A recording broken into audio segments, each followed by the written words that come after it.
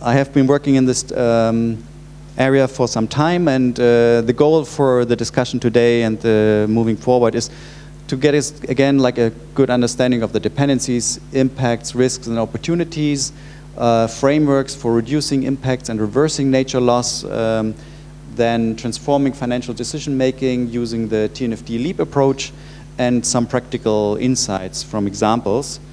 And I think what has been known since a long time is that we people depend on nature, but that it's really only recently that it has been understood by the financial sector also that really financial flows are dependent on nature, and also how our activities in different economic sectors drive impacts on nature.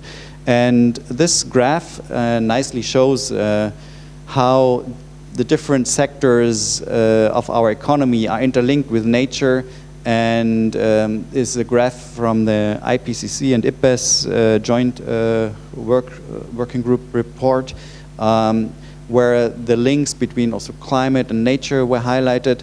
And what we should know and always understand is that we are not, like, we humans are nature. Like, our skin, our body, we are part of nature, and it's not a separate system we are operating in. We are operating in one system. And of course, the global IPBES assessment identified what are the key drivers of impacts of the economy and our activities on nature. So land use and sea use change, direct resource exploitation, of course climate change, pollution, invasive alien species that are introduced into the landscapes through various activities. They all interfere with ecosystems and their functions and how they deliver ecosystem services to our society and for various sectors. And more recently, also the dependencies of the financial system were assessed, and the World Economic Forum puts it at more than half of global GDP is moderately to highly dependent on nature. And the European Central Bank estimates that 72% of businesses in the EU are at least dependent on one ecosystem service, minimum one. But that means also that the loans that are given to these companies are also dependent on nature in one way or the other. And now we're coming to a theoretical concept of double materiality. So talking about impacts and dependencies that I just showed in the image before, those are called double materiality. And that is an important term to understand when it comes to talking about how businesses can assess their impacts and dependencies, so impacts and dependencies, and report and disclose on those. And the regulatory development, for example, at European level with the Corporate Sustainability Reporting Directive, has been including this double materiality perspective into the reporting, because at the international level, the financial reporting usually stresses the financial materiality, meaning how businesses are dependent on nature, and what happens if nature is lost, then that's not good for the business. But it's only one part that's the dependency. It's the financial materiality for the business. And so the discussion currently is around, okay, can we keep, when we look at impacts and dependencies and the link of the economy with nature, can we look at it from this double materiality perspective, meaning looking at both how we impact but also how we are depending on nature. So this is current development and discussion point, how this is being integrated into the regulatory landscape. Until now, the EU Corporate Sustainability Reporting Directive still has the double materiality perspective included.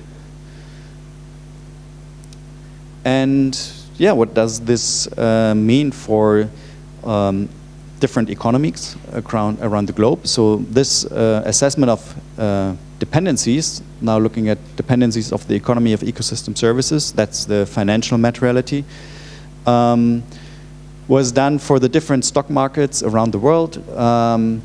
And for example, if we look at agricultural sector, of course, it's highly dependent on pollination. So if we lose pollinators, that's in the region of 200 to 500 or 600 billion a year of value that is at risk if pollination declines, and that can be done for various sectors. So maybe other sectors are more dependent on water availability. Then you can look at how is that sector dependent on water, and ecosystems are fundamental in providing water regulation. So that is the link to ecosystem then. And looking at these different stock markets, Germany is in the upper third, where 1/3 to 2/3 of the market is highly to moderately dependent on at least one ecosystem service. On the top we have Taiwan. Taiwan is an island state, and their ecosystems are scarce. But how is the link to the economic sector there? It's through water scarcity and changes in water availability, and that has implications for the semiconductor production sector. And they have had huge issues with water availability and how this has been impacting the productivity of that semiconductor production, and also other electronic sectors. So that shows, okay, if you are an island state, then your dependence on nature is even more visual or more immediate. If we are here situated in Europe, we can compensate a bit through trade here and there, but this is not the option if you have really scarce, limited resources there. And as we can see, almost none of the stock markets and the values that are traded there are immune from dependencies on nature. Yes. Thank you very much. I just wanted to know if there's a report that goes a level deeper to explain what you're highlighting for the different stock exchange markets, to say what are the underlying sectors, why the risk is much higher for one stock exchange versus the other. Is there a report that you can refer us to for details? I have not, like this study I'm citing here, they have remained at that level. So I have not seen assessments that go into comparison between different stock markets and their sectors. So maybe that's some work that could be done in the future. But I will have an example, for example, from an investment company that has done this kind of like portfolio analysis in a similar level. And we will look into this deeper later today. Yeah. I have one question about how do you define an ecosystem service? Because as I see here, we look at Saudi Arabia or Australia. I guess that this is because they are mainly dependent on extractive industries. Like, for example, it's very obvious the case of Saudi Arabia. It's not considered as an ecosystem service because oil is natural. It's something natural coming from the nature. And the economy is totally or almost totally dependent on that. If there is no any more oil or there is no any more demand for oil, the economy will collapse. So how this is considered in the calculation of the ecosystem dependency here? Yeah, in Australia, the same case. Good question. So the classification system for ecosystem services is a bit flexible, but in general we have regulating services that provide services such as water regulation, soil provisioning services that are enabling nutrients to be available. And then carbon sequestration is also such a regulating service. Then we have provisioning services, which means that you are all the aspects that you can directly extract, like harvesting wood, for example, or other crops. And then we have also cultural services that are relevant for recreational activities, but also other like regional identity to an ecosystem. But these are all ecosystem services, meaning they are generated by ecosystems, living ecosystems. And oil in the ground or coal is kind of like from the ancient past. And that's like a part of kind of like the mineral sector. It's not regenerative. Like the key aspect of ecosystem services is that it's regenerating through the function of ecosystems, whereas oil, gas, coal is kind of like not regenerative. Yeah.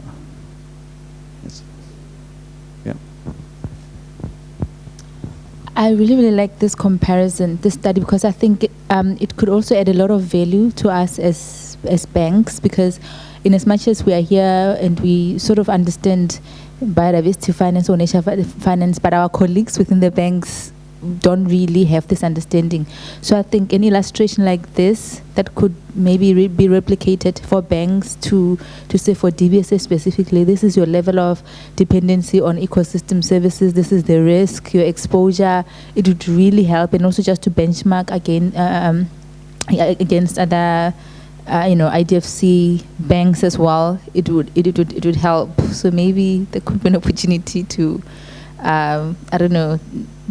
explore a tool that can assist IDFC banks to do something similar. It would really go a long way. We've done one within DBSA, but it was focusing only on water, because we didn't have the capacity to look at all the sectors that we cover, just to show how our level of exposure and risk to climate impacts, specifically for the water sector, but not really covering all the sectors that we look at. Good points. Actually, we will look into this afternoon. And for example, the Encore tool, we will have a session on this. And this is a tool that has been used by the financial sector actors across the world. And actually also this kind of analysis, when you see dependencies being categorized as high, moderate, low, then you know, that's kind of like the Encore tool behind these analysis, because it's quite coarse in a way, because it's really like just a rating of, okay, is this high or low? But this tool has stimulated a lot of discussions around the dependencies on nature, because it's on the one hand so simple, on the other hand it can convey strong messages. So this would be definitely a starting point where it's relatively easy to assess, for example, which sectors are the most critical for your economy, or which are in the portfolio of your financial institution, and then you can do these kind of assessments on a quite rough basis. And then if you take together these kind of categories with the financial flows behind it, so what's the financial relevance of a sector within the economy or within your portfolio, you then have a like adjusted score for the relevance of that particular sector or dependency on nature within your portfolio. Yeah. And we can look into this in the afternoon. So yes, the story gets a bit more complicated because yes, we just discussed how sectors and business processes are dependent on ecosystem services, and they are generated by ecosystems that have certain functions and are in a certain condition. So that is what we just, when I highlighted the definition of ecosystem services, and there are a range of the ecosystem services that are provided, and also the classification system can go like very specific up to 80 classes, 60, 80 classes. But here usually we go with around 20 main categories.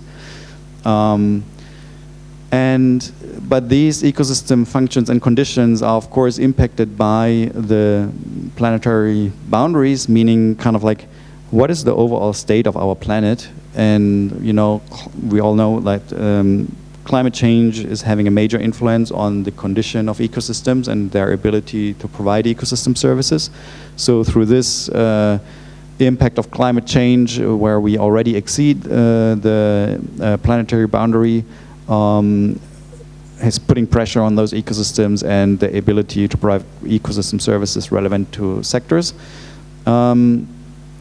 But of course, there are also other planetary boundaries, so the integrity of the biosphere as such, so how well ecosystems are functioning, and land use and pollution put pressure on those.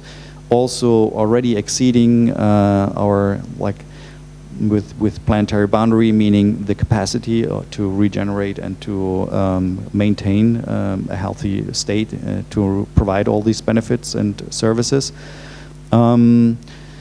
And then also other biogeochemical flows with nutrient cycling, for example, and also the uptake also, for example, of pollutants highly depends on the capacity of those ecosystems. So, for example, the oceans are a large sink for CO2, but the more pressure we put on the ocean with acidification, for example, or higher temperatures, the less is the capacity of those oceans to take up CO2.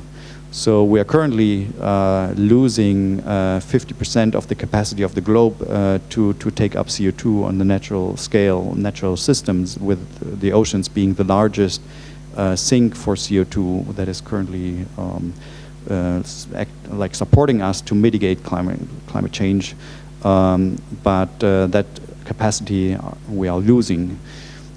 So we can see that these dynamics in the at the global scale and in the capacity of those ecosystems to provide ecosystem services is critical to maintain. Otherwise, it's not only the direct dependency, but all the other effects that then undermine the capacity to provide these ecosystem services. Yes?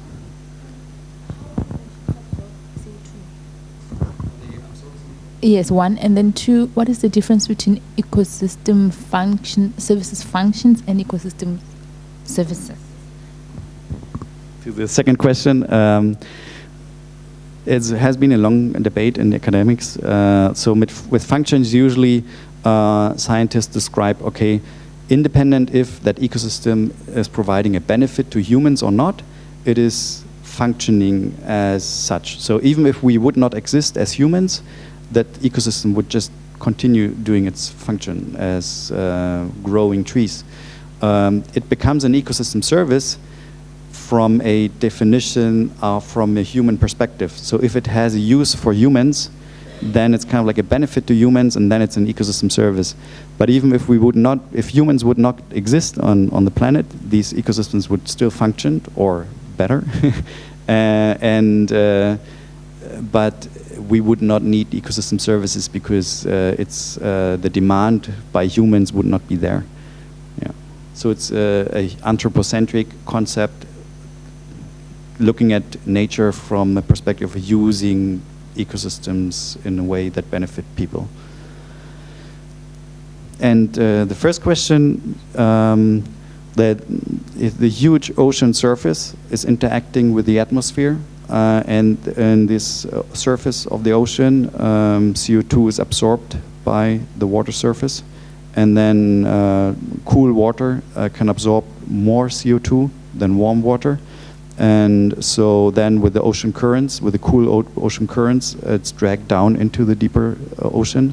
So the ocean currents are like a air conditioning, constantly taking CO2 out of the atmosphere. And with higher water temperatures and also increasing acidification, that function is being weakened.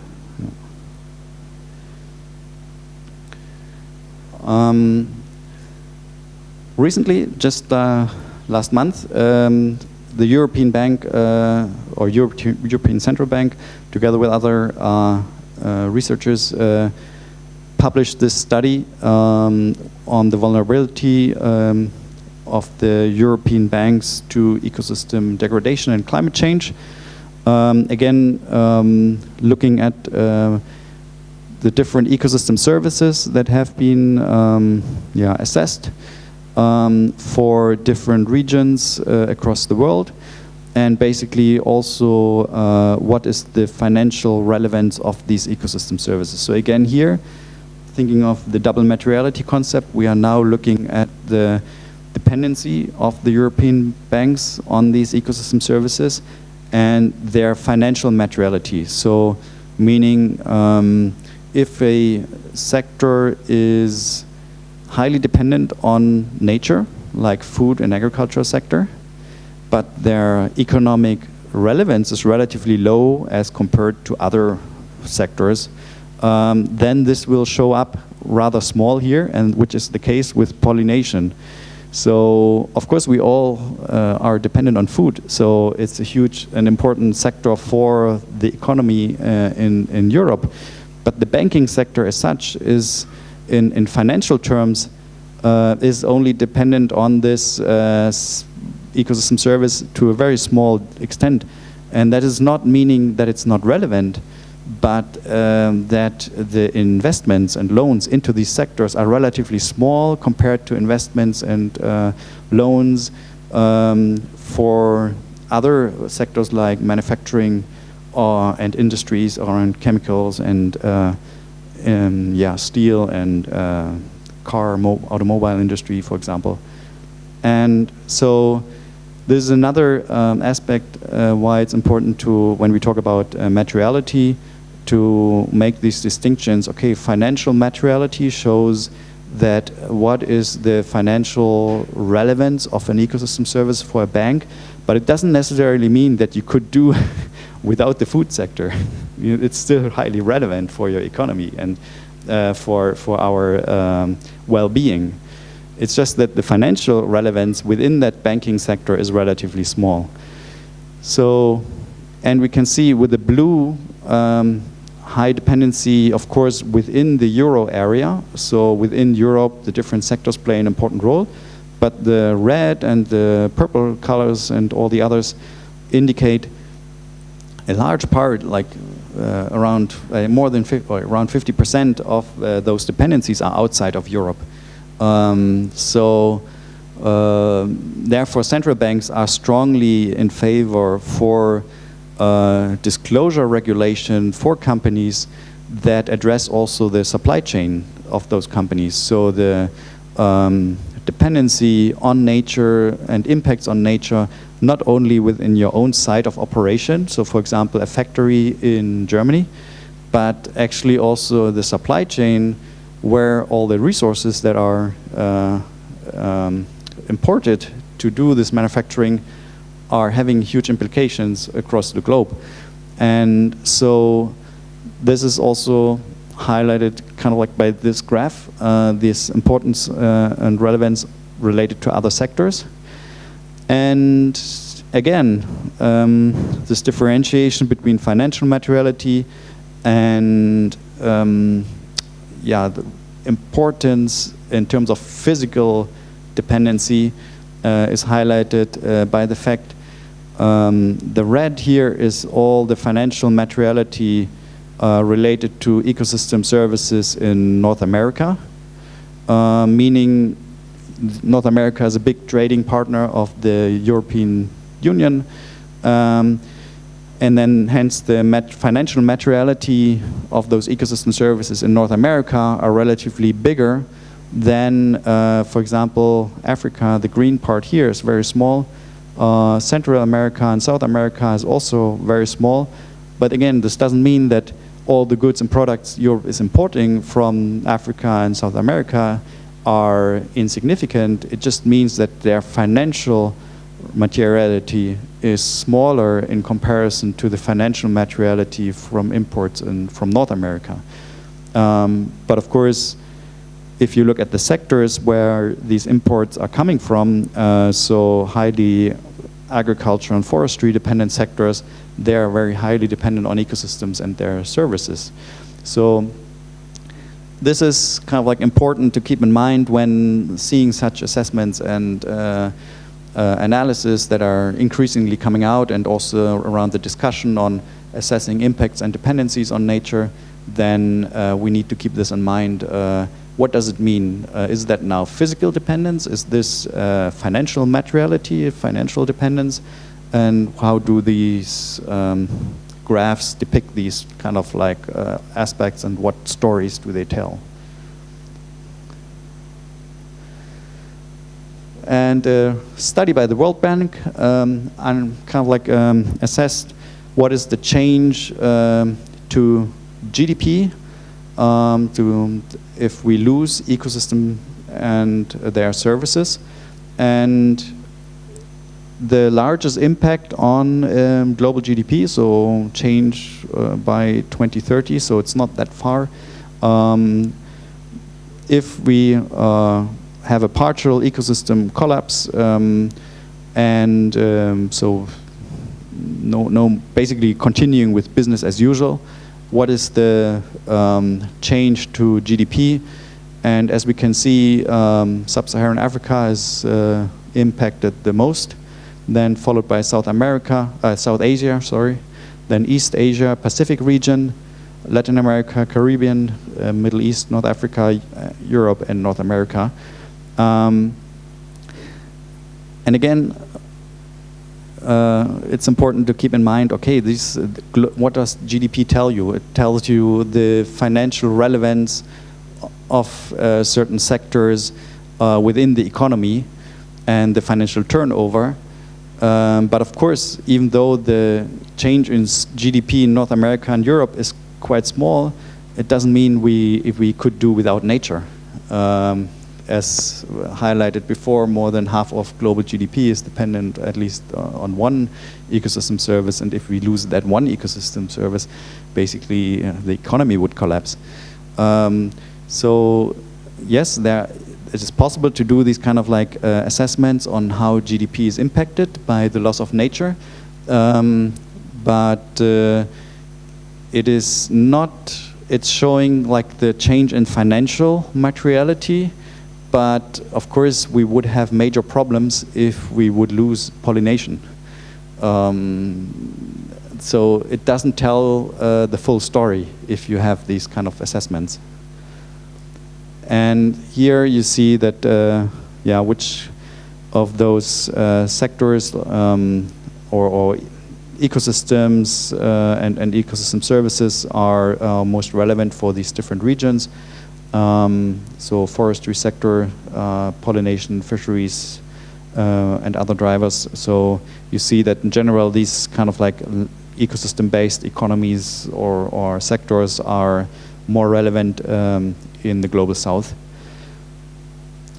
And it was also assessed what could be achieved, what would be the economic effect if we would integrate investments in terms of research and development, policies to enhance the working with nature. So, for example, enhancing agricultural productivity together with nature, so regenerative agriculture, or having global forest carbon payments as incentive for forest conservation. And what you can see is that the benefit would really add real benefit to GDP, to the global economy, because these ecosystems would provide better services to the economy, to these sectors, and enhance in general the financial health, so to say, of these sectors. So in general, the benefits for global GDP is positive if we work with nature. This is a little bit, yes. The graph on the left side, if we compare to the one on the previous slide, that we saw that yes, that the dependency, it's bigger on Europe and Northern America, and then it's for me it's a bit contradictory with the following one, where Africa and Asia, they are more affected. So I don't know if I got it right. Yeah, so this is a Eurocentric perspective. So this is done from the perspective of a European Central Bank from inside out, so looking into the world. And this analysis is done for each of these economies. So each of these. So if you look at if you would do, if you would do this assessment for a sub-Saharan African economy, the dependency would of course be much larger for certain ecosystem services relevant for their sectors. Okay, no, that's perfect. It's from the European perspective. Yeah. Okay. Yes. Thank you. This means that the risk of ecosystem collapse from outside into our economies is for the big spenders and the big causes of the damage, the least in comparison to all the other ones who are actually not causing so much damage. Does that mean that? Maybe minus South Asia, I'm not sure, but I mean, if Europe and North America have, I mean, of course we're very obsessing about growth, but let's say if you even under minus 1% loss, if complete ecosystem collapse is happening, where is our pressure points? I mean, politically. I think one part of the answer is that, of course, again, we are looking at financial materiality, and if, as you have shown the graph earlier, for Europe, pollination is really small in terms of financial terms as importance for the economy. Its financial importance is quite small. It doesn't mean that we can do without pollination. So if we lose pollination, Europe would be really bad, and also North America. It's just that the financial materiality of that aspect compared to other sectors is rather small. And as we can see, that is really important to keep in mind and ask these questions when we see these figures. And I will have an example later on also showing it how small changes in an ecosystem can have big implications at a corporate level, for example, so that if you have a car or and you lose one certain part in the engine, the whole car doesn't work. So, and it doesn't reflect, like these numbers do not reflect this. If we are losing one part in that whole system, the impact would still be much larger. So actually, it's a question of how far you drive these scenarios, what ecosystem collapse means. Yeah. And I had a question, but you partially answered it. It was precisely how do you value and measure those, I would say, regulating function of the ecosystem that doesn't directly provide services, but that does affect, I would say, GDP and the functioning of a lot of businesses. So how is it valued precisely? How do you value the financial materiality of those regulating function that doesn't directly provide services, but does affect the economy and the daily business of there's not an easy answer to that, because you would need, and that's the work that's evolving, you would need assessments of kind of like what's the capacity of ecosystems to provide the ecosystem services, and it goes back to the planetary boundary concept. Like if we lose certain functions of an ocean that provides multiple services, we don't lose only one ecosystem service, but we lose multiple services if we lose the function of the ocean. And so this goes then back more to the dynamics of ecosystems. At what state are they? Are they in a healthy state? Are they in a degraded state? Are they in an overused or even in a completely degraded or lost state? It's a good question, but it's not that easy to tackle. I think it comes back to the multiple dependencies on one ecosystem, for example. So if you have forests that provide wood at the same time as carbon sequestration, as water cycling, and also maybe contribute pollination to nearby agricultural fields, then if you lose just 1 hectare of wood there, it has multiple implications and knock-on effects on other sectors, not only the forestry sector. So then it becomes really tricky to have all these links in mind. But it's definitely the direction we have to go. Yeah. Okay.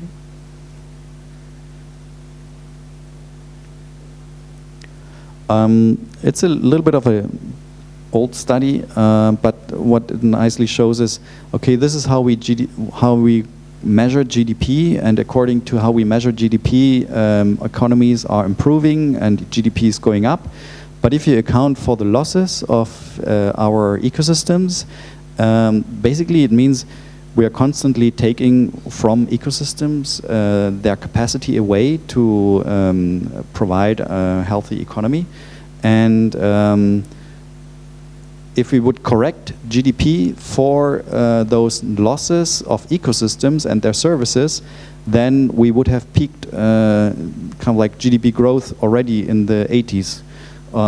So because our resource extraction is so large that, okay, we are gaining financial turnover in our economy, but at the expense of the ecosystems that provide critical inputs into our economies, and thereby we kind of, just looking at GDP, we miss that point. Where do we cross actually boundaries? Where do we lose our the replenishment of ecosystems and the capacity to provide further inputs into a healthy economy?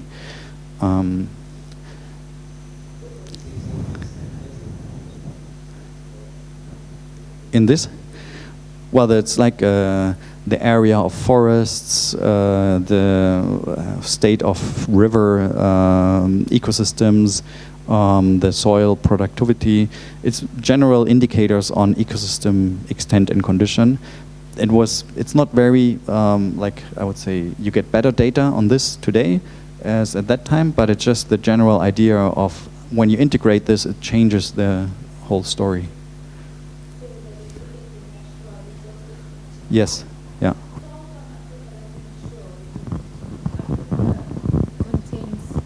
Africa contains the bulk of the world's natural resources globally. Here in the study, they only included these countries. I don't know why they didn't do the whole economy, or the whole globe, but they only selected these countries. Yeah, and I guess the message or the purpose was to highlight that actually also large industrial countries are dependent also on natural capital. Yeah. Okay, maybe one more question on the previous slide. So does it mean that this one? Yes. So does it mean that Europe and North America are affected the least from an economic point of view? Like in GDP terms, and yet from a global, from a natural resource perspective, I don't know. I'm just trying to make a link from what this assessment means from the impact on GDP versus natural resources. Yeah. If you look at the characteristics of these economies, so for example, Germany has a lot of agriculture if you go through, if you drive through the country. But the relevance of that agriculture within the whole economy is relatively small. The major part of the economy is made up by productive sector, manufacturing, and so on, and industrial sectors. So the kind of the financial relevance of that agricultural fields in the whole economy is really small. That's why it doesn't show up that much if we lose some of the agricultural land. But of course, we would not be able to do without food or without other critical inputs dependent on pollination, for example. So then the financial materiality of the food sector is relatively small, although from a pure understanding of what's important for people, food is very important. So that's why we need to expand also the discussion around GDP and what's the relevance and financial materiality, to look at it, to understand it within the context of what are physical dependencies as well. So our physical dependency on pollination is very high because we rely on the food, whether it's produced in Germany or in other continents and imported. But the financial materiality of that for the economy is relatively small. And so that basically should be given as an additional framing when discussing these kind of numbers. Yeah.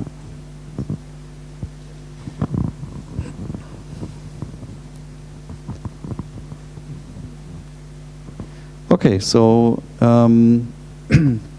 when looking at the basic networks of how this all is linked, then it comes down to, well, basically we have maybe an ecosystem that is impacted by droughts, then that has impact on the groundwater or surface water availability.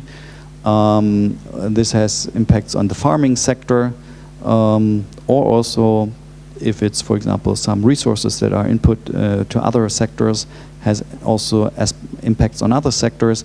And in the end, somehow, if those actors depend on a loan from a bank, this becomes then a financial materiality to a financial institution. And in this way, the dependencies propagate throughout the economic system, linking ecosystems with different actors in the economic system and financial institutions. Thank you. I just had a question on this because when we talk to banks, for example, around this kind of risks, what they tell us is, oh, don't worry, our loans are just 1 year, their tenor is just 1 year, so it should be fine. Like, especially in agriculture, for example, we try to, obviously introduce that, notion of over time, your clients are gonna, disappear. And they're like, well, they may disappear in 15 years, but for the time being, this is fine. Like, they can reimburse, so they adjust also the maturity and the tenor of their own lending activity to the risk that they don't measure necessarily, but they do have a sense that, eventually it could be an issue. How do you respond to that? Very good question. It's a strategy of managing risks. And also reinsurance companies have a strategy of managing the risks on, for example, extreme events and big hits to the insurance sector by hurricanes and so on. And they have a similar strategy, that they have very relatively short contracts, short-term contracts, so that they can adjust the pricing for the premium in a relatively short time frame. And this is one way of managing risks from a pure financial institution perspective. And that comes down to an underlying, it's not a dilemma, but we are living in one system, as I highlighted before in the introduction. So that means collective action is needed actually to address these underlying risks. So if every financial institution is managing their own risks individually, for example, just to adjust the contracts in terms of their lifetime or the period of the contracts, so that they are quicker in reacting. That's one way of making to have a risk management strategy in place. But in the end, we all depend on the same system. So if the oceans are in decline ocean acidification is going up, and thereby also negatively impacting the supply of fish stocks, or if the forests in Western Africa are degraded and are collapsing, and the agricultural systems, the cocoa forest there, cannot continue to produce cocoa and other crops. Like one financial institution cannot mitigate that risk just by changing contracts. Maybe some can, and corporates can maybe shift supply chains and say like, okay, we can shift supply chain to other regions and thereby manage also risks. But in the end, as we have seen, these are global issues like the planetary boundaries, and it's coming more and more to bite us. I mean, that was the strategy of the past, to always go to new places and explore and extract more and get more out and compensate for losses elsewhere. But as we move forward, it's less and less possible to compensate elsewhere. Like it eventually comes back to a systemic risk And that's exactly what the central banks, the network of greening the financial system, has defined, or that's the reason why they have defined the loss and degradation of ecosystems as a systemic risk to the financial system, which basically then affects multiple actors or almost all actors and not just one actor. I feel like it's also the same when you look at politics, for example. The timeline that politicians have is obviously much shorter. You're in place for like 5 years, but the changes will take maybe 10, 15, 20, or even longer years, to take place. And so, yeah, there's kind of like some kind of reconciliation to find between the business, daily business, and the financial net profits that you expect at the end of year as a financial institution, and what you're leaving behind, because eventually they're also killing their own, client base of clientele. But it's it's not easy to. So and that requires an entire collective action. Also, there's like a bit of a buzzword, but it really is needed to bring multiple stakeholders and also multiple instruments together. So if each financial institution is doing a TNFD assessment and better understanding their risks, that's a start. But what follows from that, what kind of decisions follow from that, is critical to really to really address the underlying risks, or are we just acting on an individual basis and manage a bit of risk here and there, but the underlying causes are not really being addressed. And that's why we need both, like the regulatory frameworks at national and global scale, to be really strong frameworks to address these fundamental systemic issues, and at the same time enable each of the actors to also align themselves with these kind of strategies or that are needed to manage these impacts and dependencies. And that's basically what's happening right now, and I will show a bit more in the later slides. Yes. Okay, I think with us, the linkage is not always so clear because we invest in infrastructure. I think for banks that invest in agriculture, then it's easier because the linkage is direct.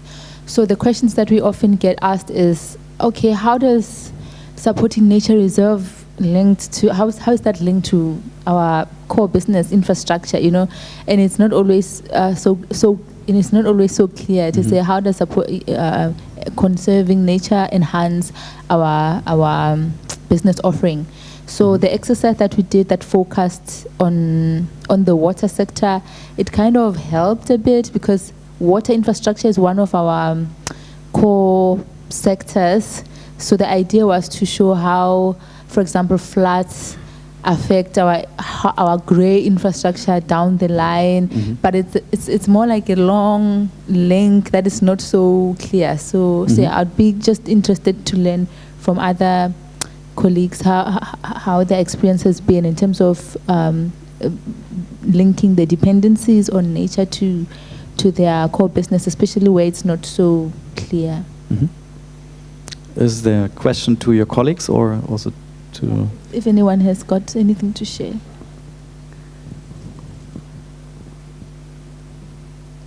I mean, I think infrastructure is a good example where, on the one hand, we need infrastructure for sure, and there are certain extremes where we have like evolved and developed infrastructure that is 100% concrete.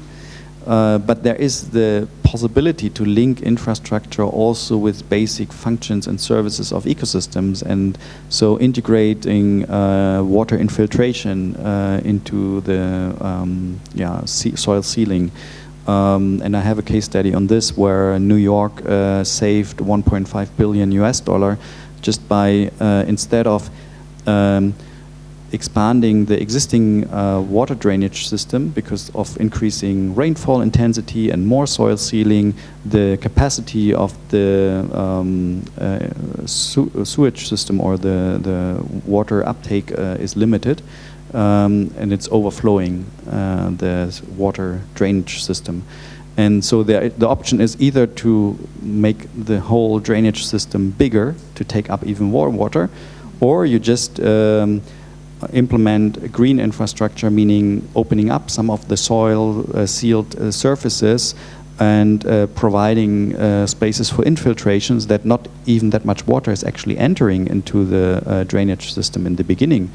And therefore you increase ecosystems and their services in the immediate surroundings with all the benefits, like for local climate, cooling air, life quality is improved, CO2 uptake, water cycling, and at the same time you save on your infrastructure investments because you're working with nature.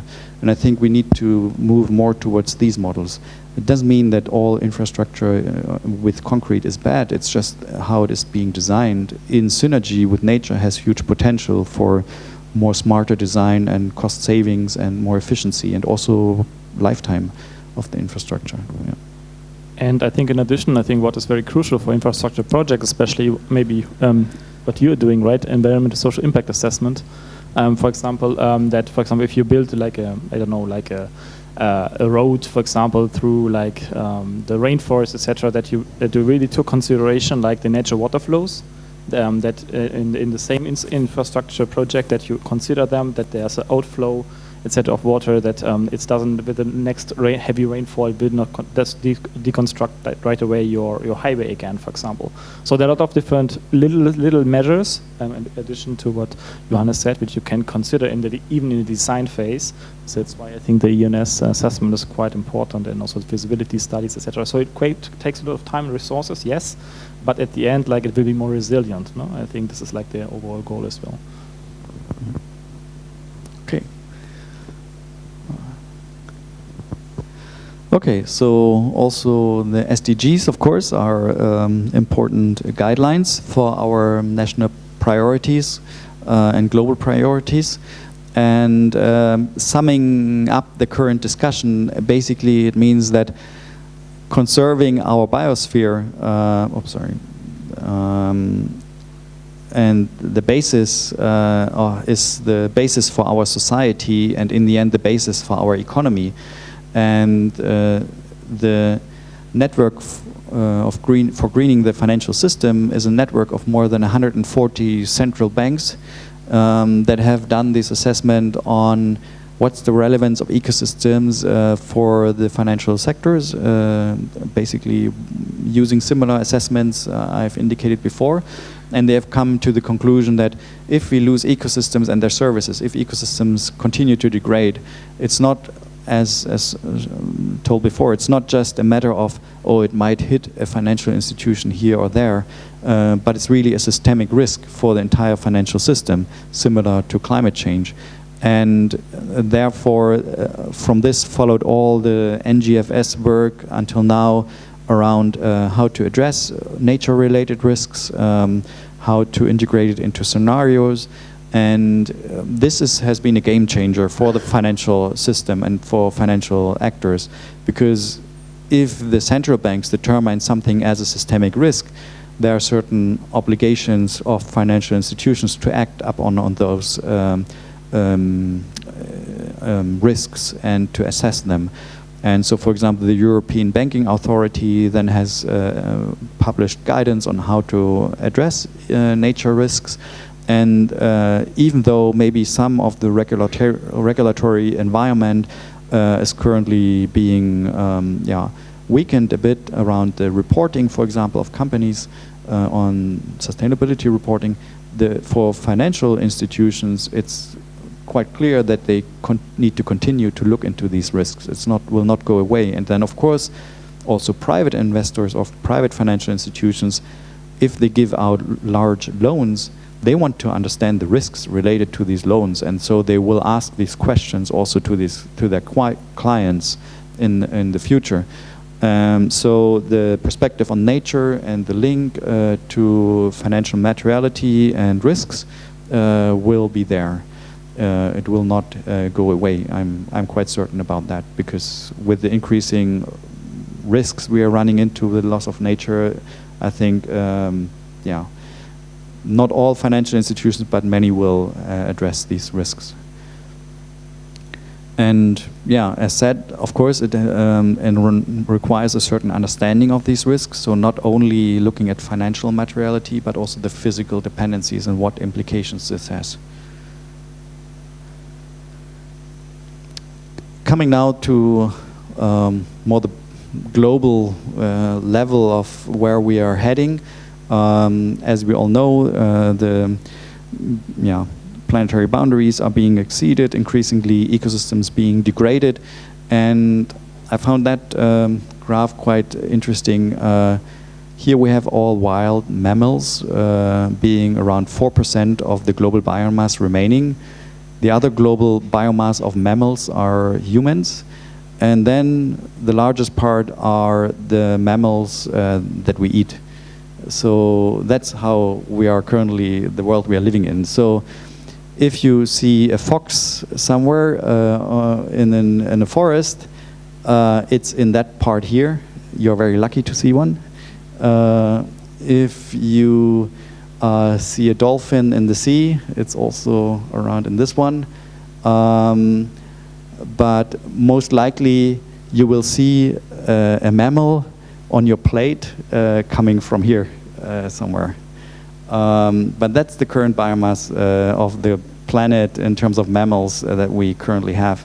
And that means, coming back to the wildlife discussion and why we need species, I mean, we are getting more and more to empty ecosystems. So we are getting more and more to ecosystems where the networks of species within those systems are undermined. So, for example, bats is also a mammal. Bats are very important to for pollination and for networks within the system, for certain distribution of tree species and their seeds. So it's highly tied, ecosystem tied together through the interaction of animals, insects, plants. And the more we lose of those interactions and links, the more we get into empty ecosystems that are losing the capacity to provide ecosystems and to be resilient also to shocks like from climate change. And so, yeah, we have to kind of like address this issue. Like this is our life insurance basically here, and we have to do something about it. Yeah.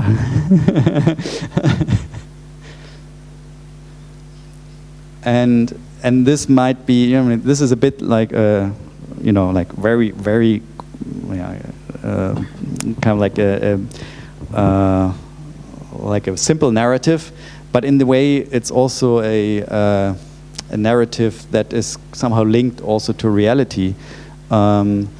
So we thought like, oh, COVID might be a big thing, and then recession, wow, it's a big thing right now. Also climate change, but then biodiversity collapse is actually what's underlying everything.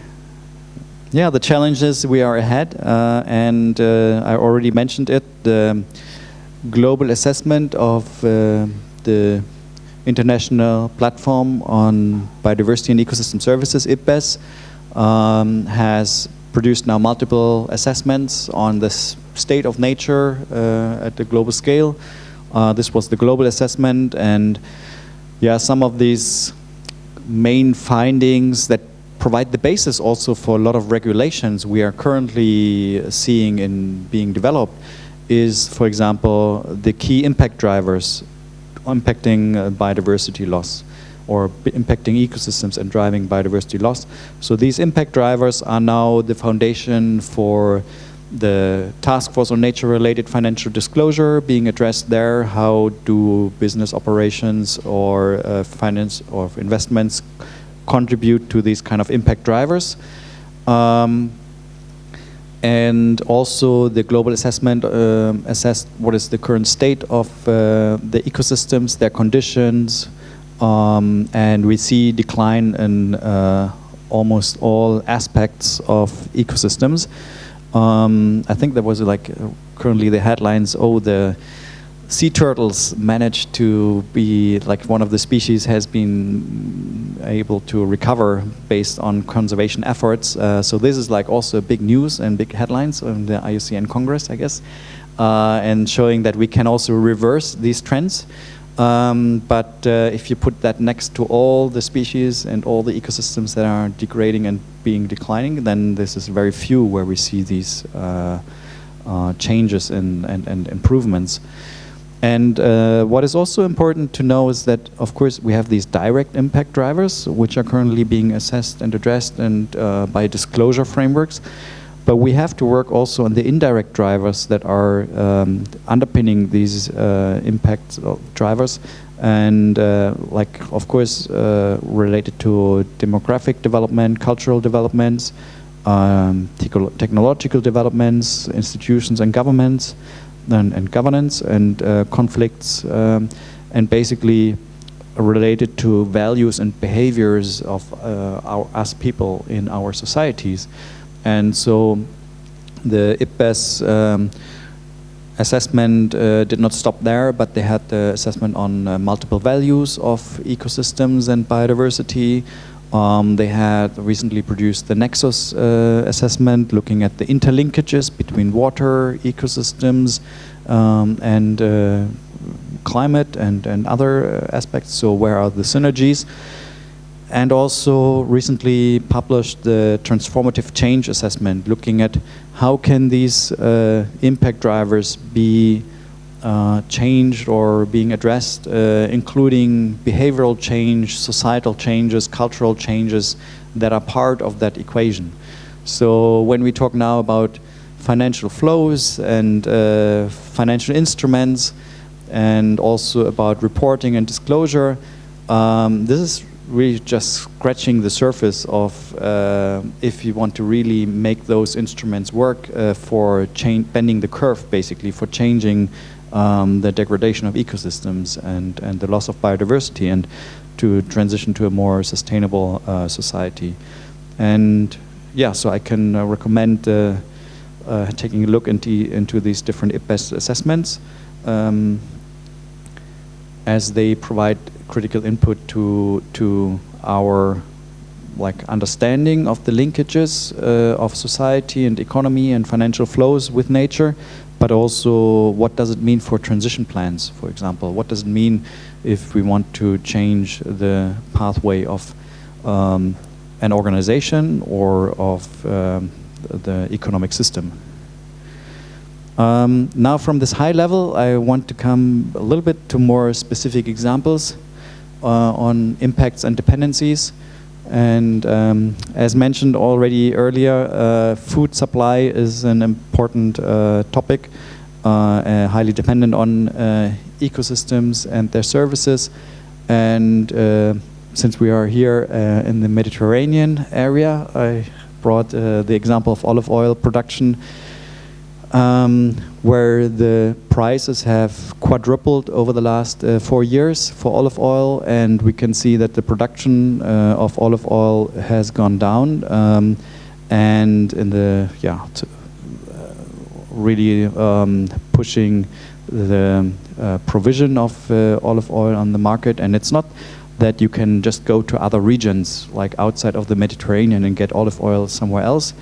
So what happens here in the Mediterranean in terms of climate change impacts, droughts, extreme events, and slower changes in ecosystems really affects also that economic sector.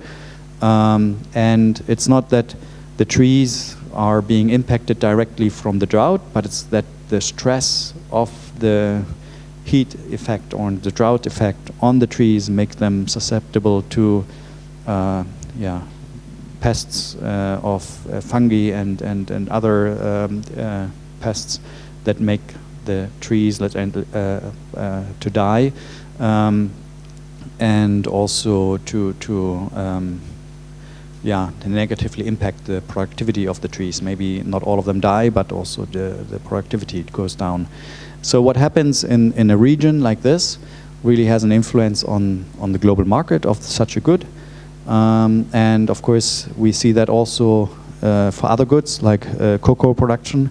We have seen also the negative impacts, for example, here in West Africa, from strong rainfall events, then impacting the productivity of cocoa forests, where then the fruits are rotting on the trees and cannot be harvested.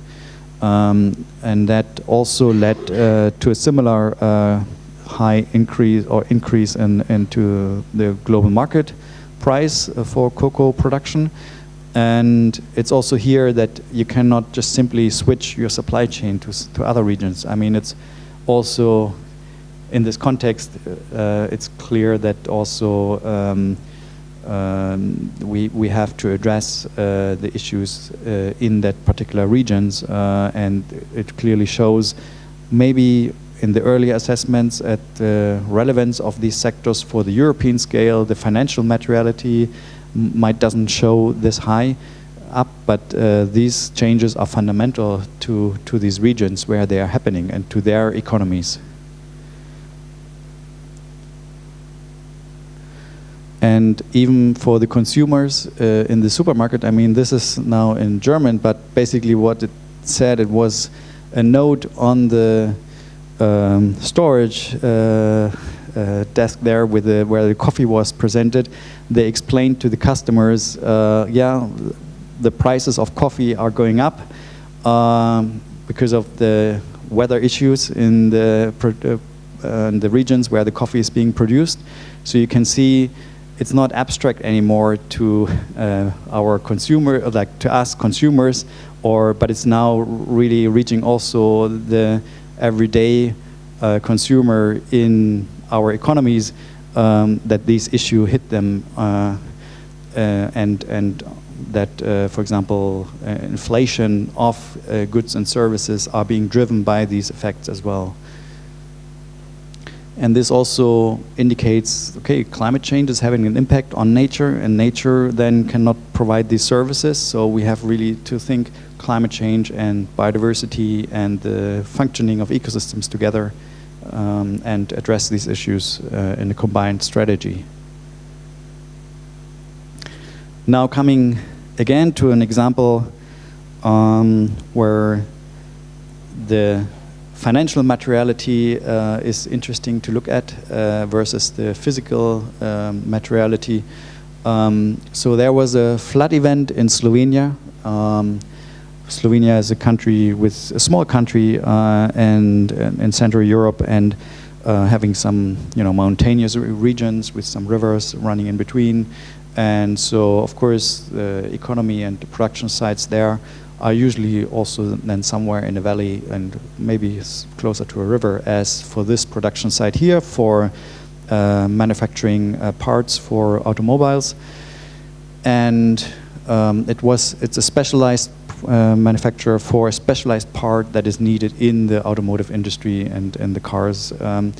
And as you can see here, yes, that production site is very close to the river, and it's not just the proximity to the river, but it's like a river ecosystem. We are talking again from an ecosystem perspective.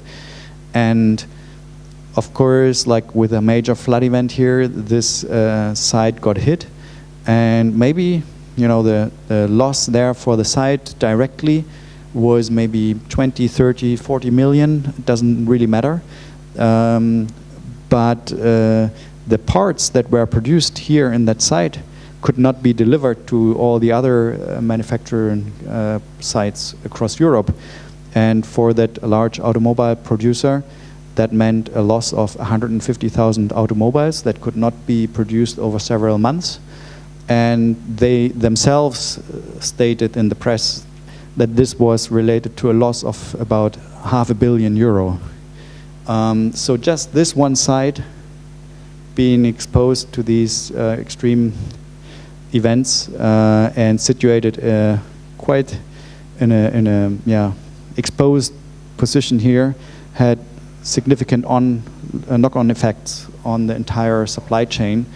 And now, when it comes to materiality assessments, meaning what sites are material for a company, ideally, when as doing these materiality assessments, such sites would be identified, saying like, okay, here we have a site, we are relying heavily on one producer for one certain part that is critical for our entire production. It's situated in a location exposed to high water risks or flood risks event. And then you would identify the location of that site, and then you could then develop a strategy of how to act on to see like, okay, can we maybe see if how flood the impact of such flood events can be mitigated before they happen, or ideally, of course, in the future, such sites would not be developed in these locations. Ideally, they would have picked another site if they want to have this production facility.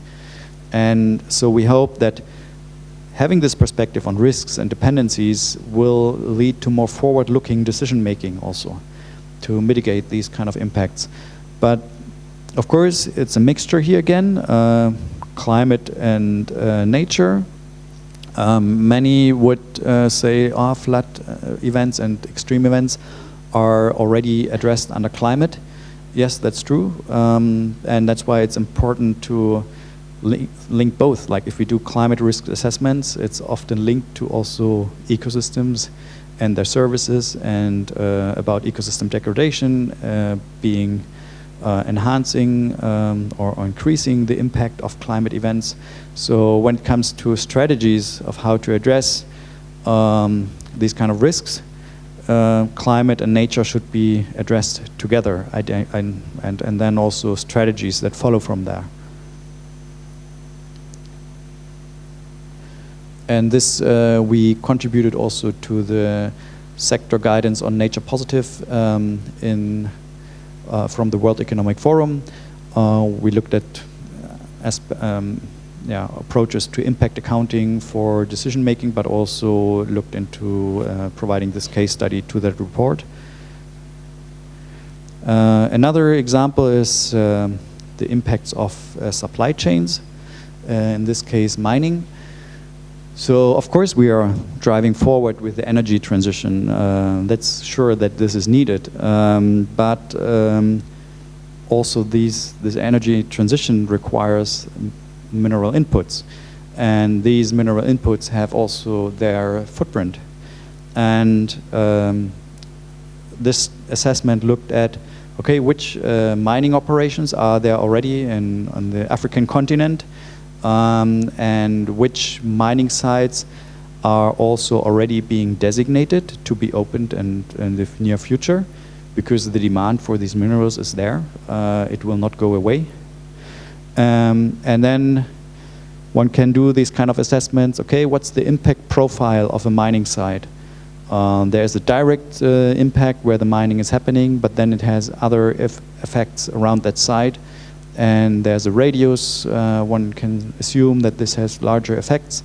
And this study looked at, okay, how are ape populations being impacted? And they found that for West Africa, it's about 82% of the ape population is being negatively impacted. Then for Central Africa, it's around 80%. And then here for East Africa, it's around 60%, or 70% here, and then 60%, or actually, yeah. You see the impacts being more closer, and then the 50-kilometer buffer being the larger gray area. And what it shows, that a significant amount of the ape populations are being directly threatened by active and planned mining sites, and that will be happening. Like, it's not that we are going to avoid this. It's just a matter of also, well, now we have to engage with those sectors and see what strategies can be applied to mitigate these negative impacts. And of course, they will not be completely mitigated, but we have to find strategies of working in these regions to avoid major negative effects on biodiversity.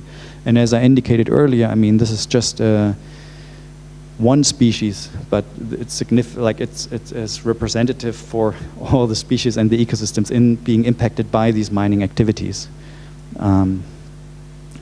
So again, just 28, around 30% to 82% of those populations being impacted. And this is not just the case for Africa, but it's across the world. A large overlap between mining sites and biodiversity sensitive areas. So it's a systemic issue we have to address, and it's a systemic issue we have to find solutions for.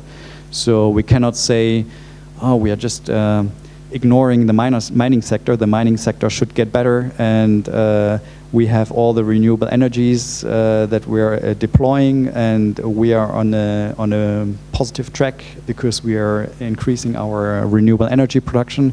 But it also comes at a cost, and we have to address these issues together and also find strategies to work with these sectors.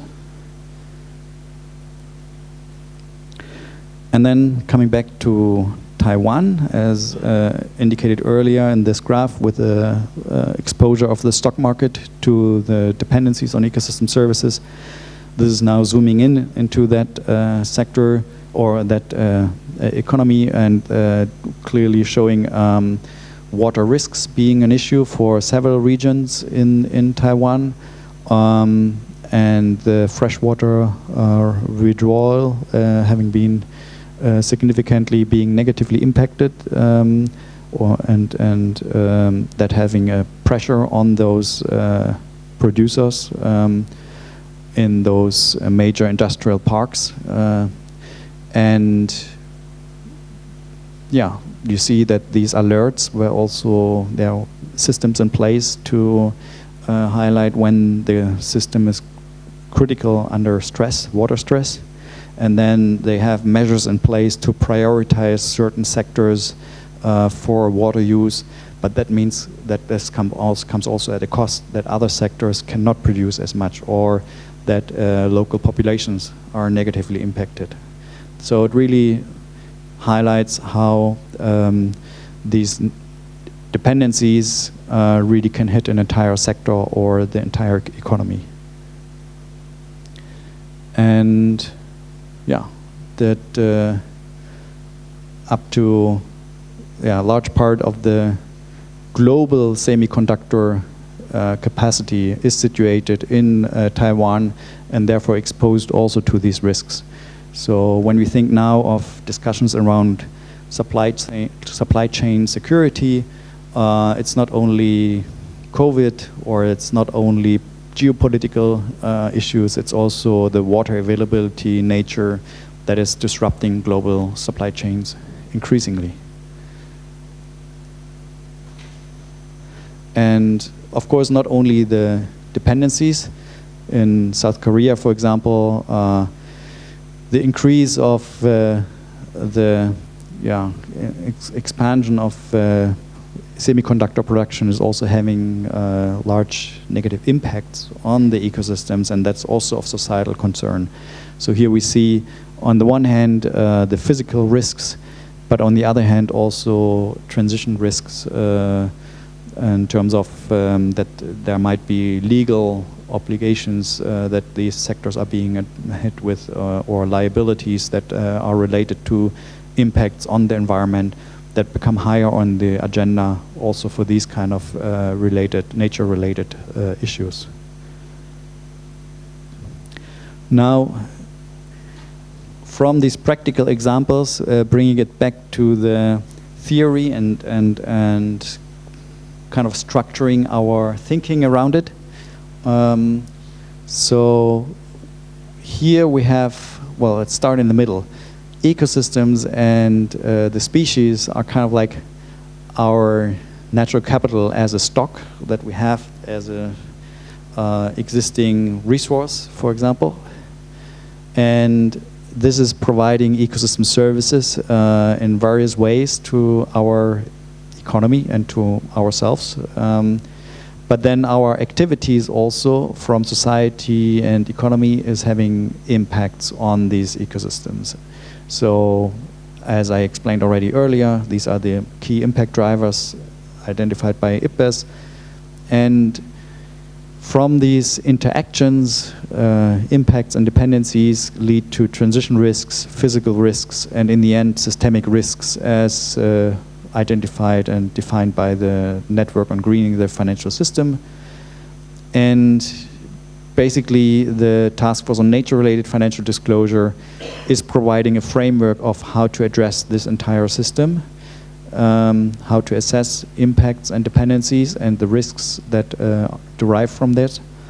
And also, of course, we can identify opportunities, how we can work with nature and what are those financial effects for particular sectors. And this is also what the CSRD, the Corporate Sustainability Reporting Directive at EU level, is also addressing in a similar way. Yeah. Do you have examples for the different, or maybe case studies that you can share under each one of those risks, physical risks, for some of the sectors, for example, yeah. just to... Well, as shown by those examples before, so physical risk means like, for example, agriculture production or crop production being negatively addressed. Then this might be an input to other sectors. So palm oil not being only relevant for food, but maybe also for other uses. So then the producer of a certain good would see, oh, I'm physically dependent on the provision of a certain good in my production and in my supply chain. So then there would be a physical risk. The same also if we heavily depend on IT and hardware, then the semiconductor shortage due to water risks would be a physical risk for our use of hardware here in Europe. The transition risk is often related to legal issues or also societal issues that, for example, the water use in Taiwan could maybe lead to societal upheaval that they protest, and then maybe the government would decide, okay, now we have to slow down semiconductor production in favor of giving enough water to our population, and then maybe certain water use, maximum use levels would be, and targets would be established by law for certain regions, and that would limit the semiconductor production of those companies. And that would then be related to transition risk. But it could be also liabilities in the future. So we see now that fossil fuel companies being taken to court for not acting on despite they know they're having negative impacts on the climate. And this could happen also in the future with other uses of natural resources, of water, of land, of deforestation, can be linked to liabilities.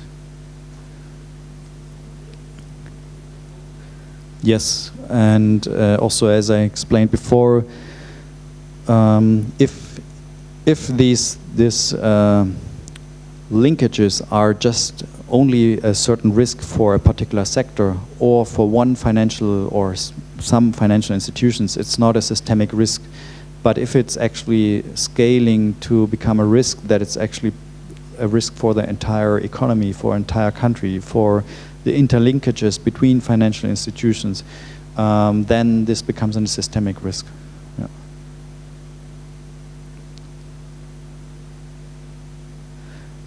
And also to give a bit more focus on the different terms for accounting. So basically ecosystems are the state of nature, and there's the state of nature metric that looks at the stock. So basically the ecosystem extent, condition, species, populations. So these are the metrics that would describe that ecosystem. And from these ecosystems flow ecosystem services. And this is called then basically natural capital. So natural capital is the ecosystem providing those ecosystem services, where the natural capital is the stock and the ecosystem services is the flow. So this is kind of like this other terminology that's being used when talking about nature, that often natural capital is also being used as a term. And here, yeah, it's coming more from a neoclassical perspective on nature, neoclassical economic perspective on nature, that you can divide nature into natural capital and the flow of benefits in terms of ecosystem services. And then we have impact accounting, looking at the impacts on natural capital, so measuring and valuing, for example, the drivers of ecosystem change or the drivers of climate change in form of tons of CO2 with a price on CO2. That's being impact accounting.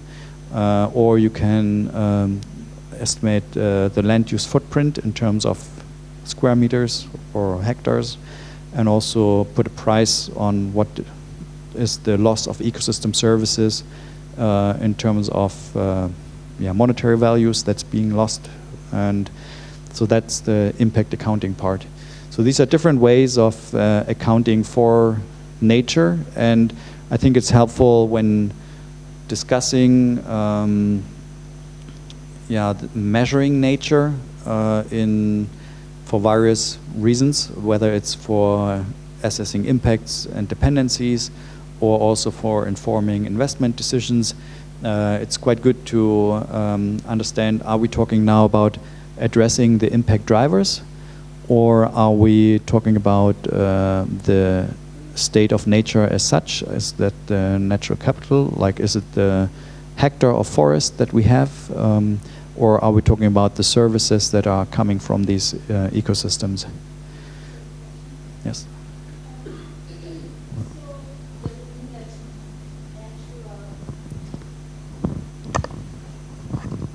So does it mean that natural accounting would fall under state of nature metrics, because that's where we do a stock take of our natural assets, right? Yeah.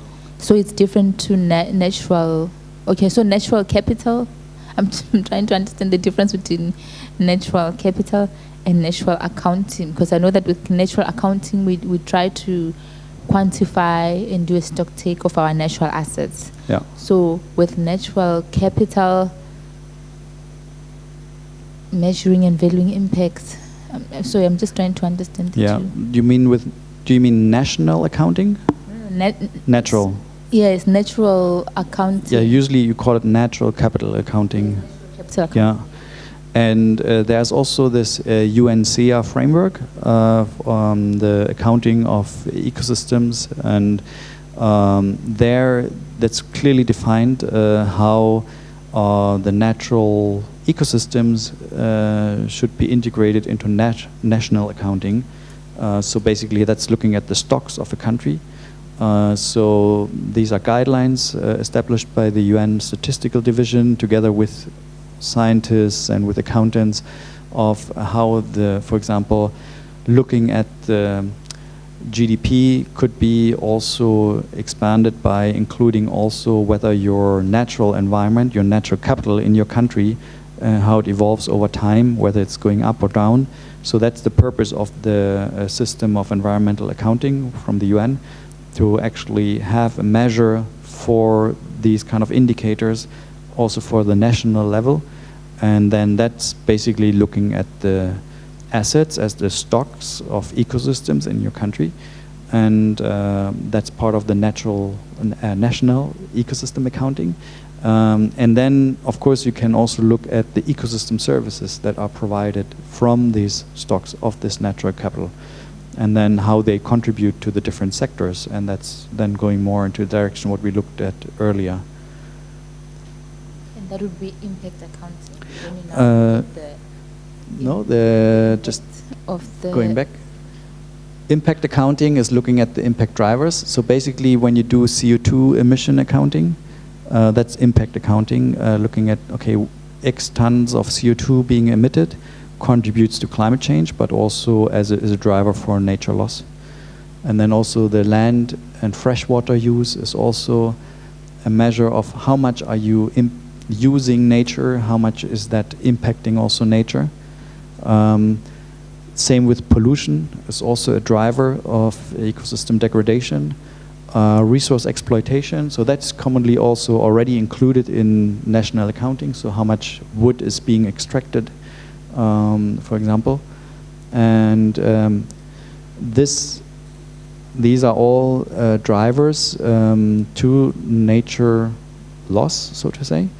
And actually the CSRD, the Corporate Sustainability Reporting Directive, is having reporting standards for each of them. So E1 is addressing CO2 emission accounting, then E2 is addressing pollution, resource exploitation and circularity is being addressed under E3 and E5, and then the E4 on biodiversity is addressing all those land use components. But in the end, and that's the proposal also by the TNFD, it actually links all together, that when looking at nature, we look at the different impact drivers that impact nature, and the CSRD reporting is focusing on the impact drivers because that is easier to measure for companies also. They know how much water they extract, they know how much they pollute. That's easier to track as metrics for reporting. And then if you know, okay, if I'm using X amount of land, then I can kind of like assume that this ecosystem is being negatively impacted by this type of land use.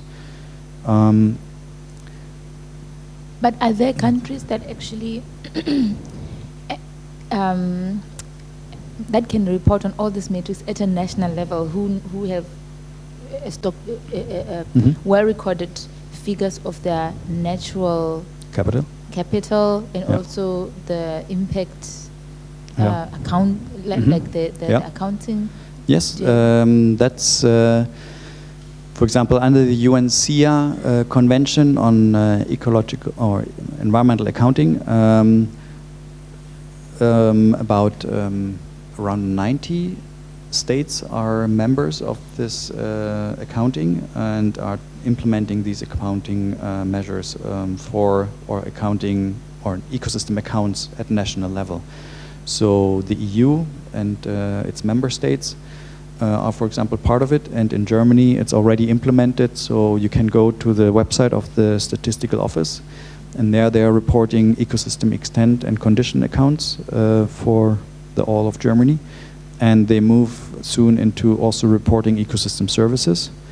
Then you have other registers for the CO2 emissions at national level, but also for particular sectors.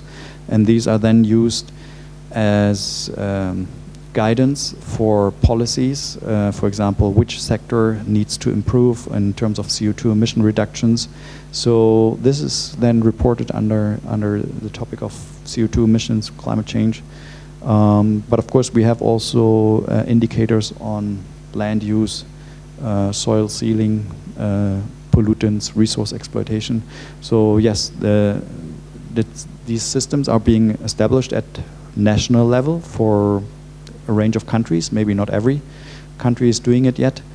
And the same can be then also done at corporate level. And that's actually part of the CBD targets of the Global Biodiversity Framework. Under target 15, this kind of accounting is the target for corporate accounting. And under target 14, it's this national accounting. And I will come later to these different types of accounting. Because I feel like this is one of the missing pieces in terms of the potential for investment to actually flow into this area, because there aren't sufficient models, there isn't sufficient data that can help investors to to model and to project what's going to happen. So if we could master these elements and actually link it to the actual numbers, then it would be easier to do projections and to model, and hence investment will flow easier because the risk of not knowing is lower. Yeah, and exactly that's what we are going to look at later in the afternoon in more detail on the target 15 for corporates. That's basically the framework the TNFD is providing for doing this kind of accounting. And for target 14 at national level, this is the UNCR framework on environmental accounting and ecosystem accounts that is looking at it from a national perspective. And in the end, those national accounts should inform policy making, and the corporate accounts should inform corporate decision making. But ideally, it would then come together in a system where we know, are we on track for the direction we are setting ourselves with the GBF targets, for example? Yeah. Okay. Just a brief insight into impact accounting, that it's also possible to kind of like put a monetary value on impact accounts. So basically for CO2 emissions, we know that there are estimates for the social cost of carbon. So how much damage is being done by emitting 1 ton of CO2 at a global level. There are different models and they have a certain range of impacts, but that can be used as an indicator to quantify in monetary terms what is the cost of CO2 emissions in terms of externalities to the environment. Similar, this can be done also for land use. So if we assume a certain ecosystem has a certain quality and provides a range of ecosystem services, ecosystem service valuation studies have been done to put a monetary value on those ecosystem services, and then average estimates can be provided. Okay, 1 hectare of forest provides X amount of carbon sequestration, water filtration, soil productivity, and then average values are being used for quantifying what's the impact if you lose 1 hectare of forest, for example. And then through the changes in ecosystem services that are happening due to the impacts on that ecosystem, you can then come up with monetary estimates as one way of informing decision making. So, for example, many governments, also in Germany, they are using standard estimates. Okay, if we release pollutants in the environment, we have a standard estimate what's the environmental impact of that pollutant. And then also with CO2, as I mentioned, you have a carbon price, but also for land use.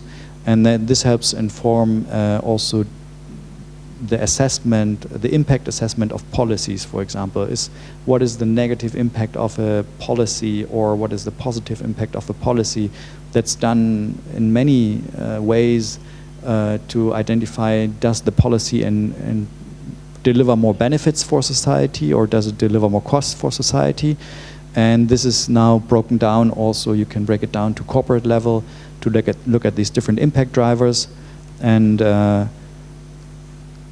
building on those impact drivers from the IPBES assessment, then these are converted into euros per hectare or direct exploitation euro per whatever resource you're using, greenhouse gas emissions euro per ton of CO2, or the pollutants, the damage they are doing in monetary terms.